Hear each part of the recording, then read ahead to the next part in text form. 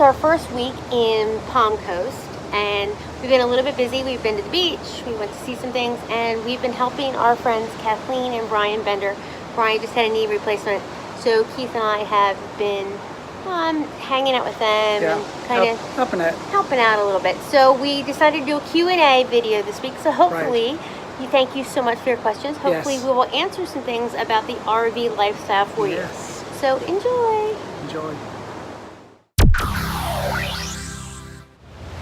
Alright, so Keith Russell, the next question, or one of the questions was, our 3 favorite places to drink on all the trips we've taken so far. So what do you think? So I would say New Orleans, definitely. Particularly the Hurricanes. At Pat O'Brien's. At Pat O'Brien's, right. And the Urban Rose, their frozen Irish coffees with a shot of Jameson. And then the Santa Fe, New Mexico. Right. We went on the haunted drinking tour. And it was just so creative. Plus there were just really good stories that went with all the drinks. That was a really good time. And then I'd have to say we had a really good time when we were in Arizona. We went to Tempe with some friends. Yeah, and there were the main street in Tempe. Yeah, right down by the college. And there were some bars that had a ton of different kinds of martinis there. Particularly really good Cosmo. Right. So those are probably our 3 favorites. Good question. Empty Nest Nomads. Drinking. Just for research. So somebody asked a question, what do I like to cook here in the RV? And I can cook just about anything in the RV that I could cook at home, but my kitchen is substantially smaller. It's large for an RV. I have an island, I have an oven. Lots of people don't have an oven. I have a full oven. I have a 4 burner gas stove. I have a convection microwave, so I can just about make anything. I use the one pot a lot. The one thing I don't do that I did a lot at home is I don't roll out my own pasta here. It's just not enough counter room. I know that I have more than some RVs, but I just don't do it. I do a lot of one pot, which is like slow cooker stuff. I do a lot of soups, a lot of chilies. And I try to make a lot of something so that I can freeze it. I do have the advantage of I have a full-size GE fridge, and so I try really hard to make stuff. And this is my microwave and my oven and my range, and then this is my counter, my island. So I'm lucky in that I have lots of space, but not quite like home.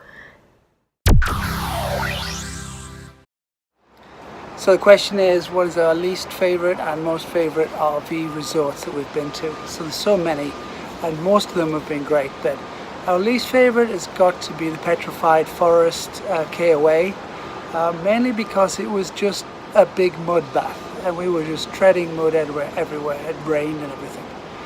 Our most favorite, probably the most favorite one we've been to, is Palm Creek Golf and RV Resort in Casa Grande in Arizona. Amazing place, huge, lots of facilities, pickleball, pools and everything. Really nice place to visit. Another one would be a different kind. It's Maverick Ranch. That's at Big Bend in Texas, and it's just surrounded by mountains. You're very remote there, right next to the Rio Grande. Amazing place.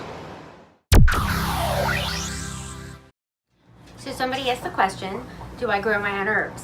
And that was something I did a lot at home. And when I got to the RV, I was kind of in a panic because I didn't know how I was going to get fresh herbs. And at first I planted them outside, and then we went from places where it was really, really warm to where it was really, really cold, and they died. So I got this grow light, and what I've started to do now is every couple of months, or actually like once a month, I'll buy some new herbs. I try and keep mint, basil, and cilantro. And then I have a grow light, so it goes on and it gives me 10 hours of sunshine. And I just have to remember to water them. So I have fresh herbs all the time. And what I use them for most is not cooking so much as I put them in the dog's food, because when you live in 500 square feet, it's really nice if your dog doesn't have bad breath all the time. So Xena always has mint and cilantro in her food. Good question. Thanks. One of the questions that a couple of people have asked is, what kind of truck do we use? So here it is right behind me. We have a Ford F450 pulling this 24,000 pound nest, and if you can see in the back here, can you see this? We have, this is trailer saver, it's on airbags, helps take a lot of the bouncing out, saves our stuff inside. But yeah, 450, it's a dually, and same engine as the 350, but it's got a bigger chassis. It can pull more basically. But it's been great. But it's a pain in the ass to park, and you can't go through McDonald's, and you can't go through the bank. But other than that, it's amazing. So Zine and I are going to talk to you about dog-friendly RV areas. So probably by far the best RV park that we went to for dogs was in Casa Grande, Arizona, which is just south of Phoenix, because they almost had more entities. She's leaving. More entities for dogs than they did for people. But just, you know, they had agility parks. They always had water and bags for cleanup. But also we were in grounds there in Phoenix, and they had places in Tempe and also in Tucson. So I think Arizona is a really great place if you're going to travel with your dog. We found very often that RV parks want to be friendly to dogs, but they just don't have the space. The place that we found, a state that we found that wasn't terribly dog friendly, which seems really strange, was California. California wanted to charge you extra if you had a dog, a couple of places. They also, because she's so vicious, as you can tell, Zina has a little bit of pit bull in her. So we have had places that have had a problem with us bringing her. Even though she's mostly a boxer mix, and she will probably lick you to death, there were places that shunned her. Right, Boo-Boo? So mostly we've had good experiences with bringing our dog in the RV parks. This is really hard to do. So one of the questions we had was, have we had any repair work or any warranty work done on the Nest? Well, we had a little unforeseen problem when a tree jumped out in front of me at one point. And as a result of that, this entire back end needed to be replaced. We had that replaced by a company called RV Renovators. Shout out to them, did a fantastic job. And while they were repairing this, we also had some warranty work done. The inverter, that's what converts the battery 12 volts to 120 for the fridge, went out. So they replaced that too. But other than that, that's been all we've had done so far.